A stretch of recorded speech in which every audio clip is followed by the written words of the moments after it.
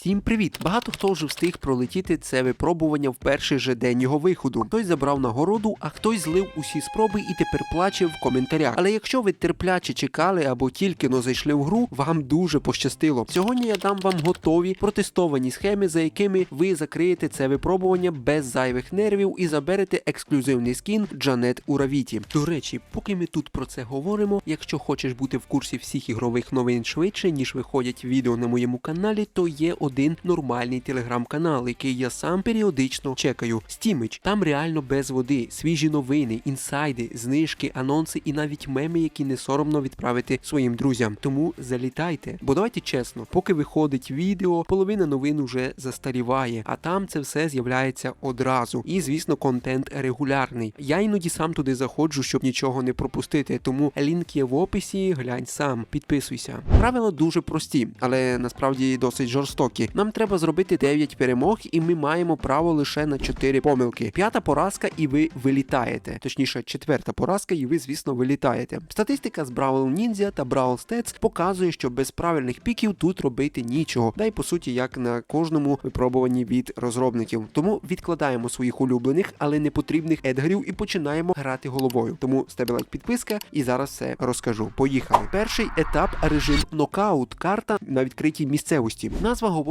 сама за себе. Тут практично немає де сховатися від снайперів. Головне правило – тут ніякої агресії на старті. Ми граємо пасивно, відстрілюємося і чекаємо помилки ворога. Ідеальний пік тут дуже, в принципі, простий. Метовий – це Нані, Пайпер та Анджело. Нані своїм гаджетом на відбиття шкоди контрить інших снайперів. Пайпер з гаджетом на самонавідній постріл – це гарантований мінус, а Анджело просто тримає всю карту страху своєю токсичною стрілою і величезною дальністю. Це той персонаж, якого бояться практично всі персонажі в грі. Чим замінити?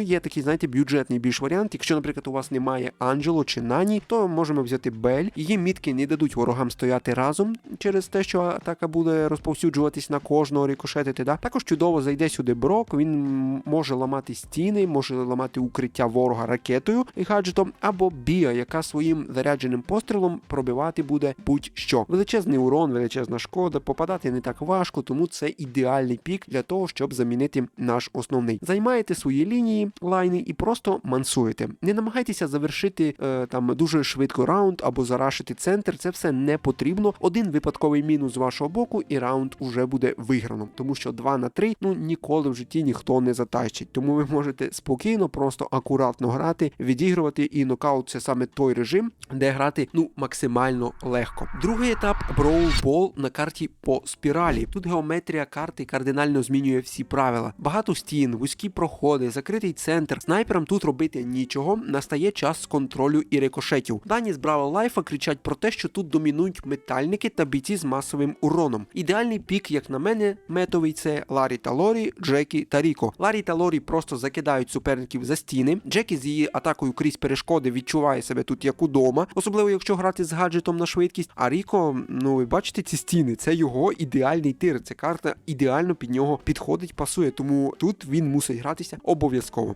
Якщо, наприклад, у вас немає Ларі, або він, наприклад, не прокачаний, то можемо взяти Дінамайка. Якщо ви прям супер на ньому дуже круто граєте, то ви можете його взяти за гаджетом на стан. Це дуже сильно вирішує буквально в кожному матчі. Це реально може вирішити дуже великі проценти на те, що ви зможете виграти. Тому, якщо у вас немає Ларі і Лорі, але ви вмієте дуже суперово грати за Дінамайка, то можете брати його. В іншому випадку не міняйте, не беріть Дінамайка. Якщо прям грати за нього не вмієте, то ніякому разі, звісно, його не беріть. Тому що, хто би що не казав, Дінамайк – це досить такий скілозависячий персонаж. І на нього дійсно можуть грати, не всі. Давайте відверто це говорити. Замість Джекі можна взяти Френка або Розу для жиру і, звісно, продавлювання м'яча. А замість Ріко відмінно підійде Колет для пробивання ворожих танків. А танків тут буде дуже багато, особливо там Бул і дуже багато різних. Контролюйте вузькі проходи. Тактика тут максимально проста. Не поспішайте хапати м'яч і на перших секундах летіти забивати гол. Спочатку відтісніть ворогів за допомогою метальників або рікошетів Ріко, а вже далі, коли винесете фактично всю команду, можете бігти і забивати гол. І фінішна пряма. Режим захоплення кристалів, карта Кристальний Форт.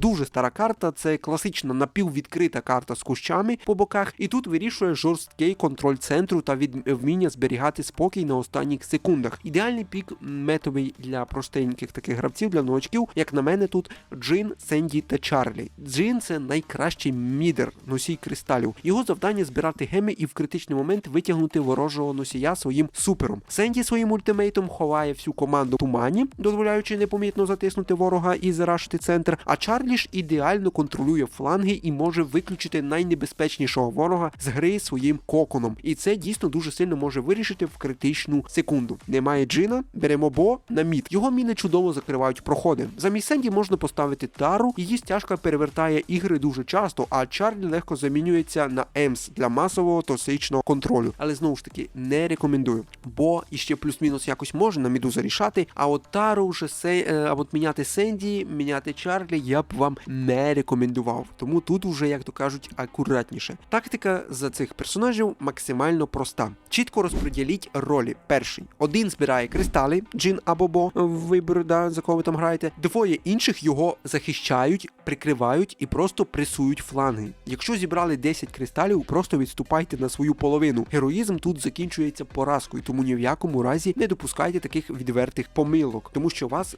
дуже швидко покарають. І наостанок мої фірмові поради, які врятують вам життя в будь-якому випробуванні. Перше. Ніколи не грайте з рандомами. Це самогубство. Знайдіть собі тіммейтів хоча б через лупу в самій грі, а ще краще заходьте в мій телеграм-канал і шукайте адекватних напарників там. Посилання залишу в описі. У нас є чатик величезний, де багато українців, українське ком'юніті спілкується, грає між собою і так далі. Тому заходіть туди. Друге. Правило 2 поразок. Програли 2 рази поспіль, закрийте гру на 15 хвилин, тільт змусить вас зробити ще 2 помилки, і випробування для вас буде проіграно, закінчене. Тому випийте води і повертайтеся з холодною головою після того, як зробите невеличку паузу. Я рекомендую робити її на 15 хвилин. Я проходив так дуже багато випробувань, особливо мені це дуже сильно допомогло, коли ми грали в відборі на чемпіонат світу в липні чи в серпні 25-го року, коли там, і мені дійсно допомогло. Ми злили, по-моєму, 2 катки тоді, і я зробив паузу на 15 хвилин і вже зайшов після того, як зробив паузу, і дійсно виграв. Тому вам таке теж рекомендую робити. Не потрібно просто брати і після зливу йти